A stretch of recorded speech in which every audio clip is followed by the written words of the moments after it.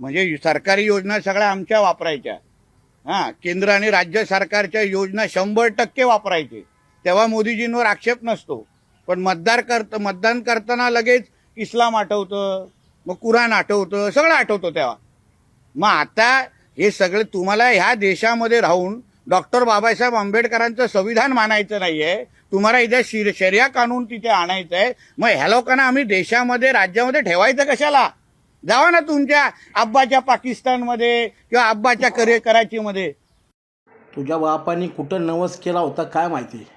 काँग्रेसमध्ये असताना एक वक्तव्य करतो, भाजपमध्ये गेल्यावर एक वक्तव्य करतो. अरे नेपाळे ठेपाने होय रे, हाईट कम पाईट जास्त.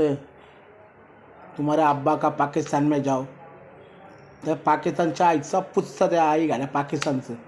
10 वेळा तर पाकिस्तान काढू नको. आणि ते मतदान करताना तू म्हणतोय ना इस्लाम दिसते आणि कुराण दिसते, तुझ्या तोंडून हे शब्द शोभत नाही नितेश राणे, हे लक्षात ठेव. हां, तुलाच तोंड दिलं आहे का? आणि संविधान तुमची जागीर नाही. संविधान सर्व भारतीय नागरिकांना समान कायदा आहे. संविधान सर्वांना सांगतो या ठिकाणी एक समानतेने राहा, एक समानतेने समाजामध्ये वावरा. तुझ्यामुळे तुझे बेताल वक्तव्य कमी कर. तुमच्या अब्बाच्या पाकिस्तानला जावं, कराचीला जावा. तू जा चिंपट नेपाळी फेपाने. नीट भाषा वापर.